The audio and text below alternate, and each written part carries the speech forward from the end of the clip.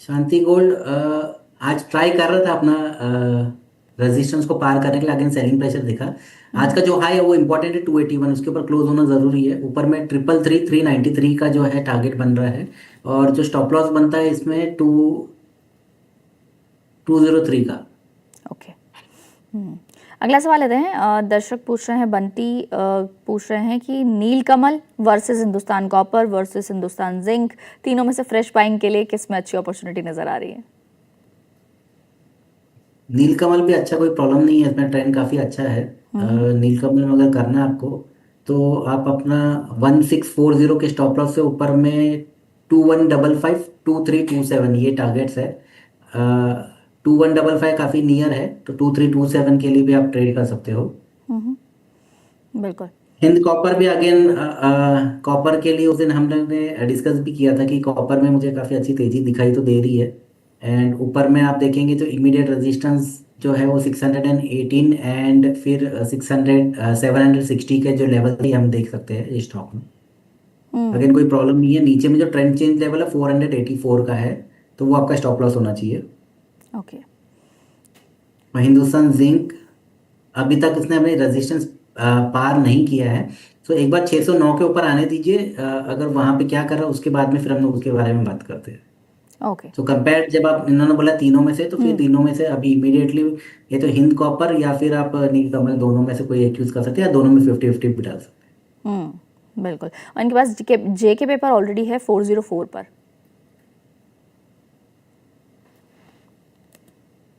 जेके paper ने अभी trend फिलहाल में तो चेंज कर दिया है डाउन से अप में। ऊपर में इमीडिएट रेजिस्टेंस है 427, नीचे में जो ट्रेंड चेंज लेवल अगेन जो है, जब डाउन हो जाएगा वो 359 है, तो 359 के नीचे क्लोज हुआ तो अगेन आपको फिर सेल करना पड़ेगा उसको। तब तक होल्ड कीजिए।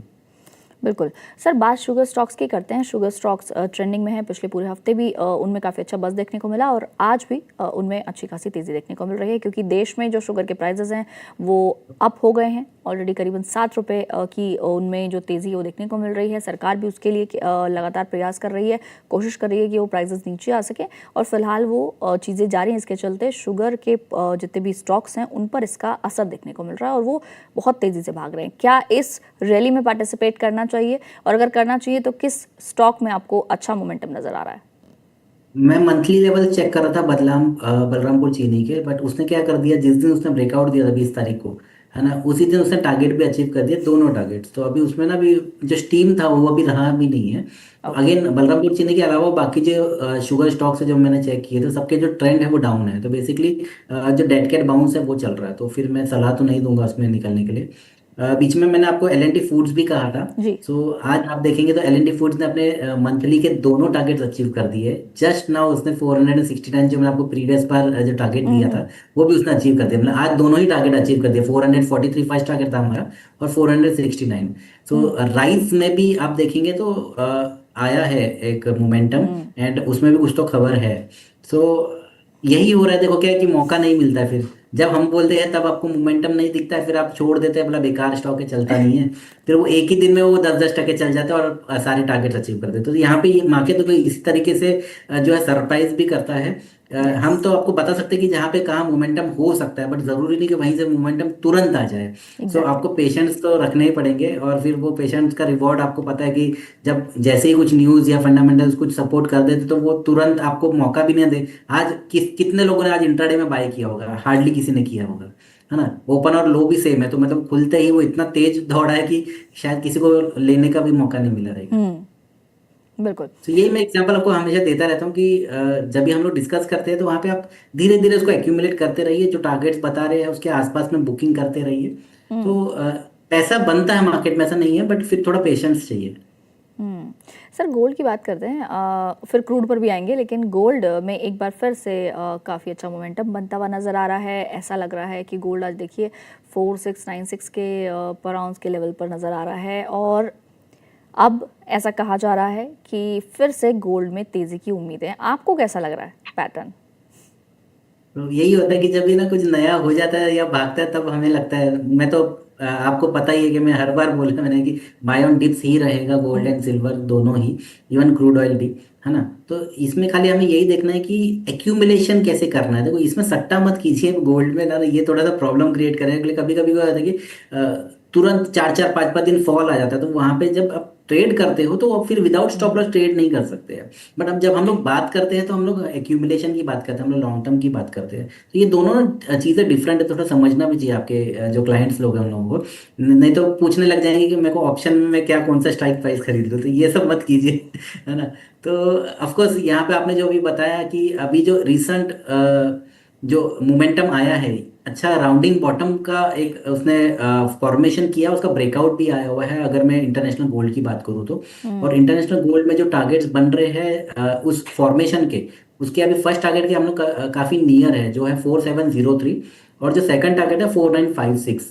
सो ये मतलब बेसिकली बुलिश ही है ना, टारगेट जो है शॉर्ट टर्म के लिए। अगर मैं इंडिया की बात करूँ तो इंडिया में तो हम लोग 200 डे ईएमए के नीचे भी नहीं गए। इंटरनेशनल में क्या हुआ था, हम लोग काफी 200 डे ईएमएस के एसएमएस के नीचे ट्रेड कर रहे थे, बट इंडिया में तो हमने वो लेवल्स देखी ही नहीं, है ना। बेसिकली तो मैं ऐसा भी बोल सकता हूँ इंडिया में ज्यादा सस्ता हुआ ना, because of taxes and all that, है ना। वो बीच में हमने टैक्सेस जो बढ़ा दिए थे, तो उसका शायद हमें बहुत ज्यादा बेनिफिट नहीं मिला है फॉल का। बट अगेन जो रिसेंट लो था वो 1,39,800 के करीब मुझे दिख रहा है 17 जुलाई का। और वहां से आप देखेंगे तो मतलब कंटिन्यूस इस पे हायर हाई हायर लो ही बनते जा रहा है।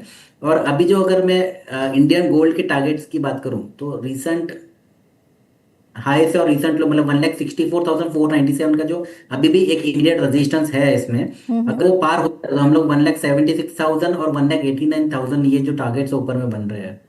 ओके, तो मतलब 2 लाख के करीब आप गोल्ड को फिर से जाता हुआ देख रहे हैं। पिछली बार तो इतना नहीं किया था, इस बार फिर से गोल्ड और महंगा तो होता मैं तो नजर। मैं तो अल्ट्रा बुलिश हूँ। देखो हम लोग एक वर्ड यूज करते हैं जब बहुत ज्यादा बुलिश रहता है, तो मदर ऑफ ऑल बुल्स, तो ये वर्ड हम लोग यूज करते हैं। तो ये जो आपके गोल्ड सिल्वर है अब उस कैटेगरी में आ चुके हैं कि मदर ऑफ ऑल बुल्स ये वाली कैटेगरी में है। तो यहाँ पे टारगेट्स मतलब मैं तो मतलब भूल ही जाइए टारगेट्स ना, आप शायद गोल्ड खरीदने भी मुश्किल हो जाएगा। इसलिए आप देख भी रहे होंगे कि अब जो ट्रेंड है वो चेंज हो गया है। तो पहले हम लोग 24 कैरेट खरीदते थे, फिर 22 कैरेट, 23 कैरेट ये खरीदते थे, फिर 18 कैरेट आया, लेकिन 18 कैरेट को हम लोग भाव नहीं देते थे। आज आप देखेंगे तो 13 कैरेट टाइटन ने लॉन्च किया। मैं ये देख रहा हूँ कि गोल्ड भी है क्या, थर्टीन सर कैरेट क्या 9 होता है। कैरेट ज्वेलरी भी लॉन्च्ड है ऑलरेडी, अगेन मार्केट वही में बोल रहा हूँ, 9 कैरेट 11 कैरेट, ज्वेलरी है। 10 कैरेट, मतलब ये क्या है, वो गोल्ड है भी क्या नहीं है, मतलब लेकिन बिकॉज महंगा इतना हो गया है कि मतलब वो आप इसी से ट्रेंड समझिए कि ये जब भी इस तरीके से होना स्टार्ट हो रहा है, मतलब आपको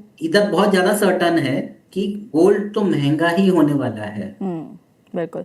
सर सिल्वर के टारगेट्स भी बता दीजिए फिर, जब आपने गोल्ड के टारगेट तो आपने बता दिए।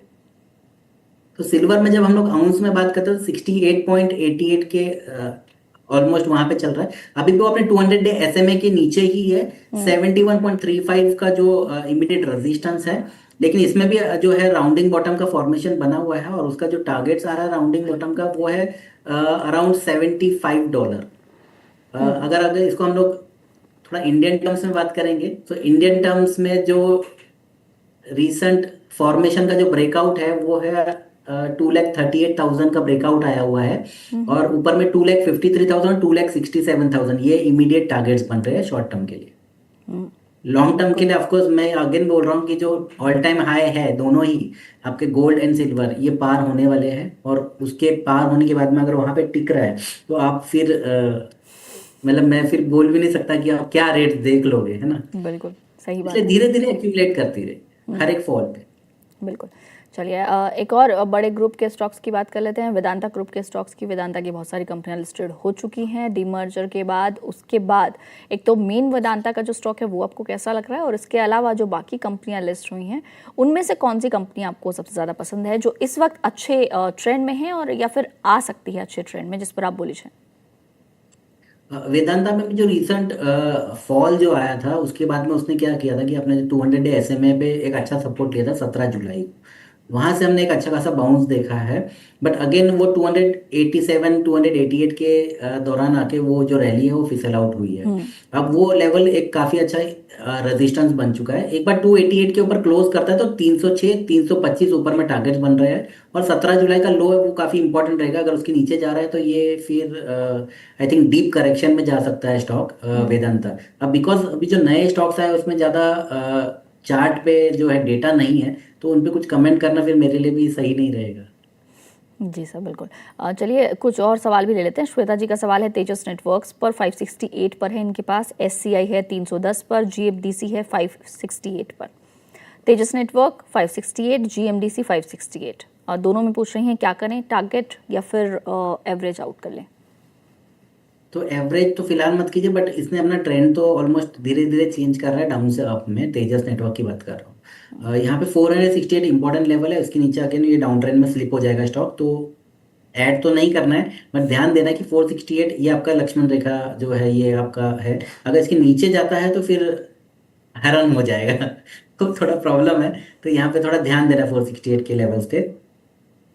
देखो जब क्या होता है ना, ट्रेंड अप होता है और फिर डाउन हो जाता है, तो ये जब होता है तो यहाँ पे आप समझो होता क्या है कि जो बुल्स है उसने बेयर के ग्रिप से निकल ही रहा था, अगेन बेयर ने वापस अपना ग्रिप पकड़ लिया। तो ये जो सिचुएशंस होती है ये बहुत ज्यादा खतरनाक होती है कि अगेन आप जैसे आप खुद देखिए ना कि अगर चूहे को बिल्ली ने पकड़ लिया था वो छूट गया, अगेन जब वापस से बिल्ली ने पकड़ लिया, अब बिल्ली उसको छोड़ेगी क्या है ना। तो ये हमें ध्यान रखना है कि ये जो चूहे बिल्ली का जो खेल चलता है ये मार्केट में भी इसी तरीके से होता है कि हाँ, स्टॉक्स ट्राई करते हैं अपना ट्रेंड चेंज करने के लिए, डाउन हो जाता है वापस अप जाता है। बट जब वापस से डाउन हो जाता है तो यहाँ पे आप देखेंगे जो सेकंड बार विनर कौन है, तो वहां पे हमको थोड़ा ध्यान देना है।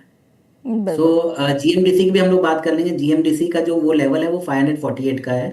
548 के नीचे अगेन ये अपना ट्रेंड चेंज कर लेगा डाउन की तरफ। एंड फिर अगेन नीचे में फिर हम लोग थोड़ा डीपर करेक्शन देख सकते हैं, 450 तक भी हम लोग देख सकते हैं स्टॉक को फिर। ओके, बिल्कुल। और सर आपके रडार पर आज कौन से स्टॉक्स हैं, आपको क्या पसंद है आज। आज मैंने मेरे क्लाइंट्स लोगों को दिया है, ये मैं पहले ही डिस्क्लेमर में बता रहा हूँ क्योंकि मेरे पास ज़्यादा स्टॉक्स तो आज है नहीं रडार में।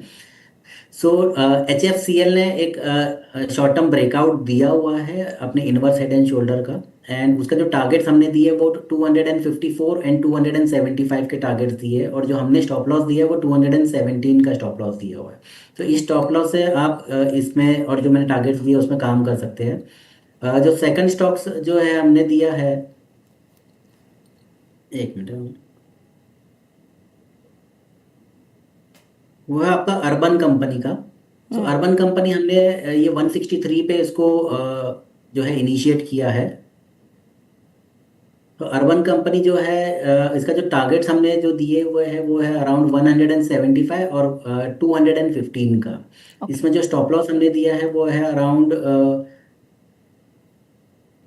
136.90 का। तो इस स्टॉप लॉस से आप इसको बाय कर सकते हो। टारगेट्स जैसे ही आ रहा है आपको टारगेट्स पे प्रॉफिट बुकिंग करना है।